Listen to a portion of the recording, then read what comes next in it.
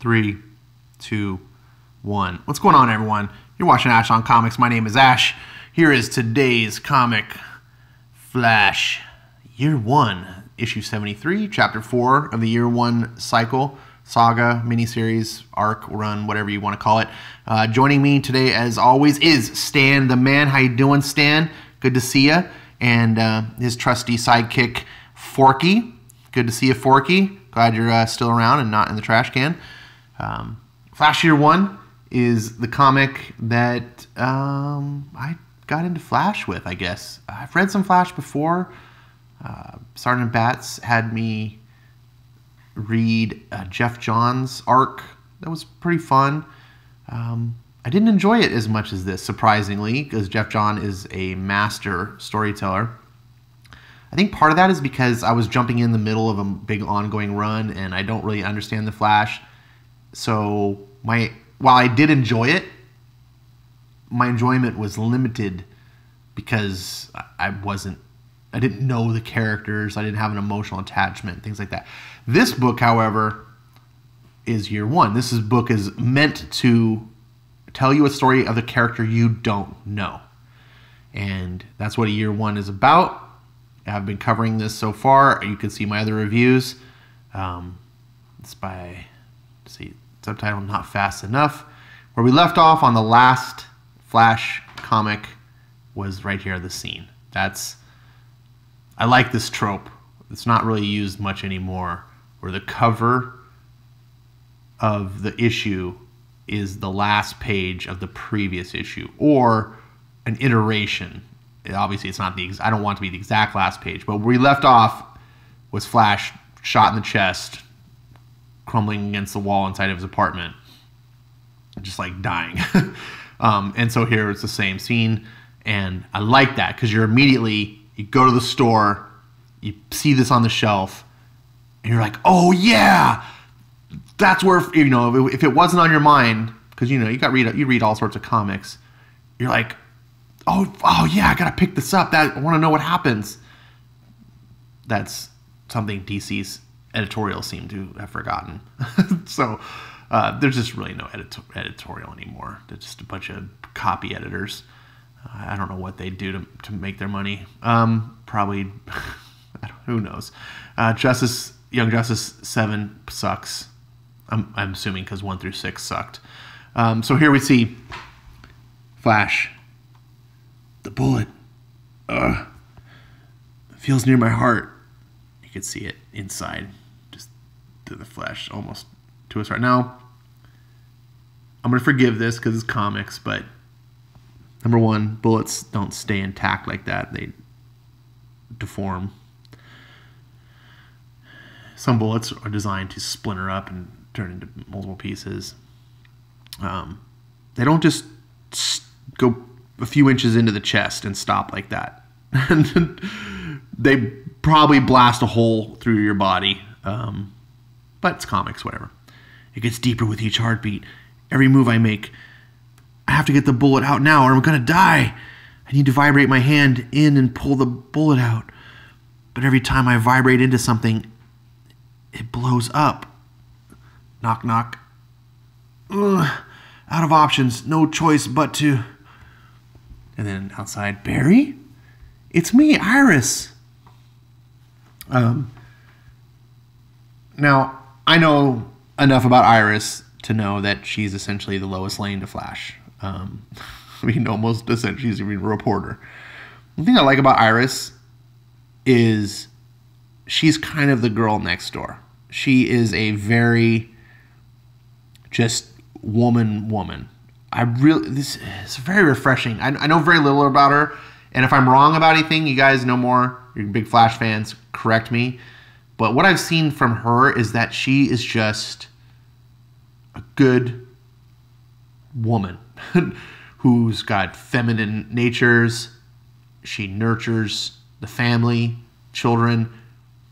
This is so refreshing to me in today's current environment. And even back in the 80s and 90s, women were more, it was rare to see women like this. They were usually either like just smoking hot, like supermodel, and they just were around to be like eye candy and like they didn't have much going for them, or they were like the hyper aggressive, the Lois Lane, like I'm super good at my job, I'm better than everyone, you know, just okay, fine. But just someone who was content to just be a good person and have the nature of their biological gender, like I can't even talk about it today because it's made me feel so self-conscious. Like it even just, is it okay to say that she's feminine? Is that misogynistic? It's like, whatever. I don't care.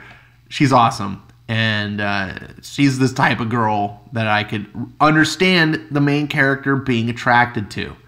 That's kind of a big deal. When I read Superman comics, I'm like, why the frick is Superman attracted to this Lois Lane bitch? Right? Now, before you're like, what are you talking about, Ash? It's like, I'm talking about the Bendis Lois Lane. What Bendis has done.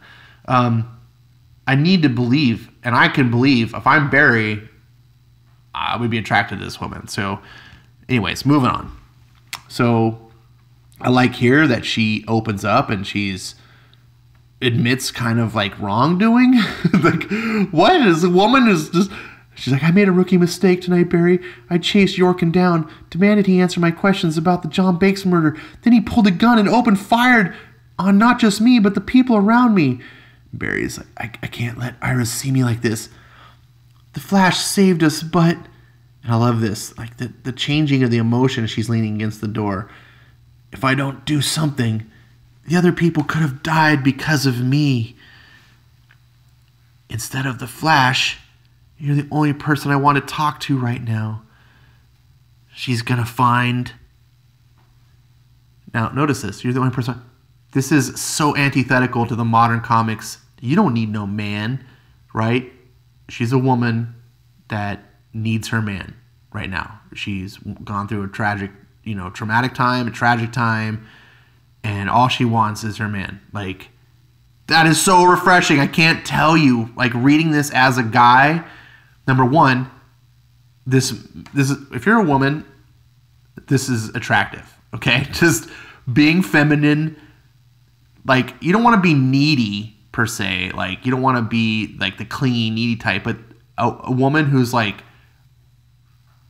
feels like, hey, I need my man to help me and support me. I don't know. It's an attractive trait, and it's something that feminists would desperately want you to erase from your head. She's gonna find a dead man. I'm sorry. I'm sorry I left our date. I shouldn't have, but that's what I always do. I leave. I never felt at home at Central City, Barry, or anywhere really. So I traveled the world, reported on the news, and visited some of the most dangerous places. But it was always my choice, my life. I never put others in danger. I know you see messed up stuff at the crime scenes here all the time, but I've witnessed injustice in the world I can never unsee. I came back to Central City hoping my time away would make it feel like home, but it still wasn't right. It was too slow for me. Then I met you.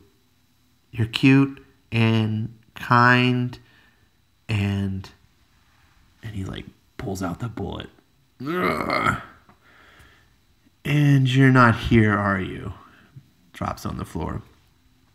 You're probably at a crime scene. Wait. She like stops. And then you hear that. This is something I didn't know Flash could do. She comes back. What? Iris? And he opens the door. Sorry, I was in the shower. Had to throw on some clothes on. But I heard what you said. Barry, it's okay. It's okay. I'm here. I'm home. This is not easy for modern writers to do. This, take note, Tom King.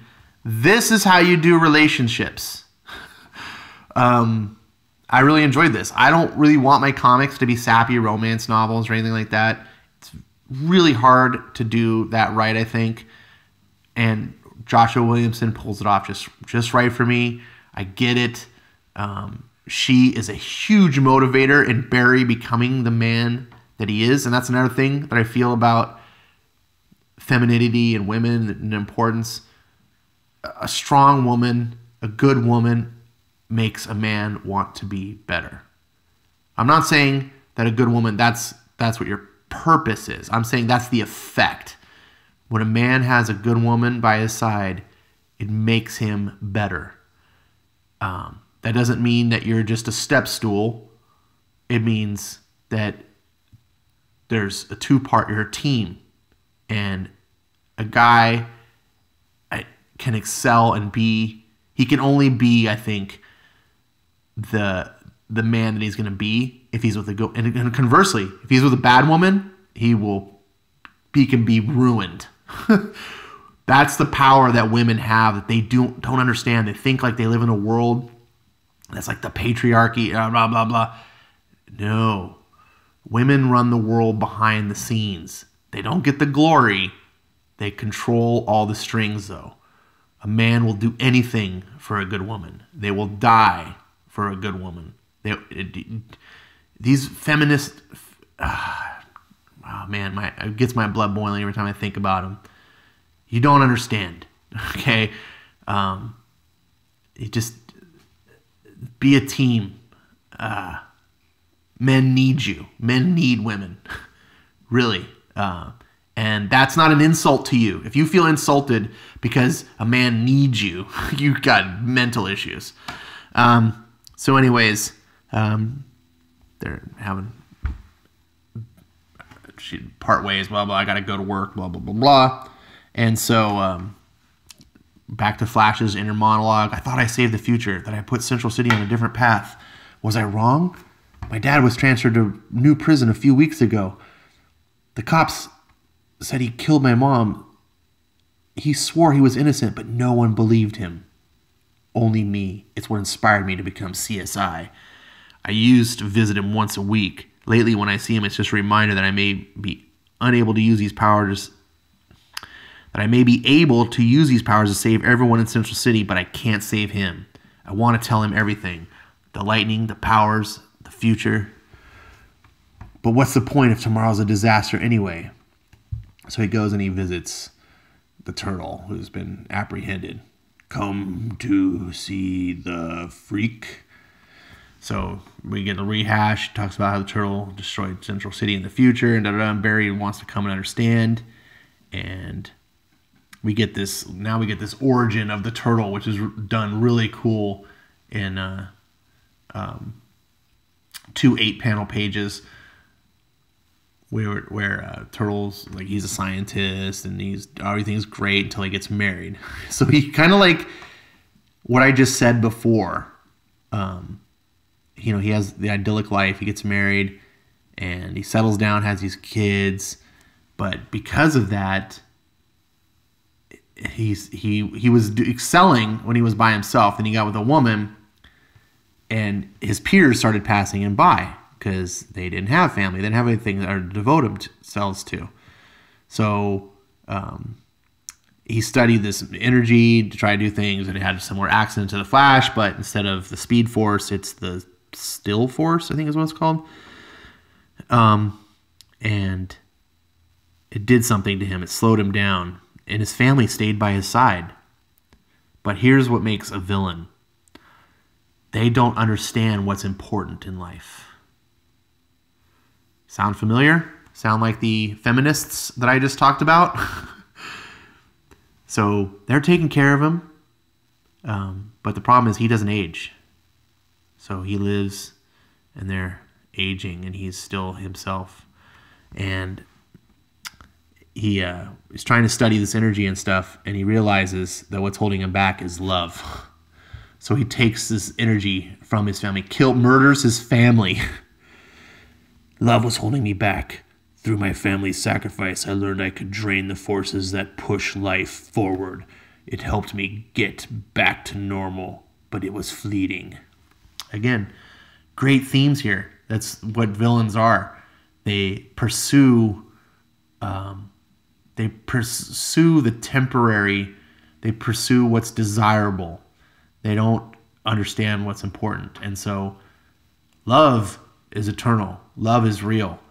Your desires are fleeting. If you desire something, like let's say, you want a new, you want a new PS4 or something, right? You'll get it, and it'll be exciting for like a month, and then after a while, it's like, well, I have this now. It's just part of my life. You're always gonna want something new. You get a new car, oh, you love that, you baby that car for months, and then after a while, it's just your car, you know. That's the way life is. The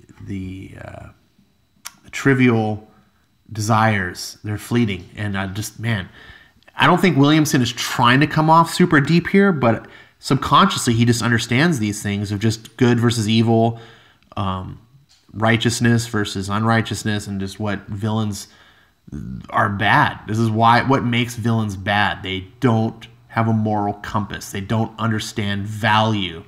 Value is in things like love. These people that stood there for him and were there when he was at his worst. And he's just like, I don't care. He's all about himself. Pure selfishness. Selfishness is a terrible trait. Like, we all have it. You know, it's part of what keeps us alive. Like, you have to look out for yourself.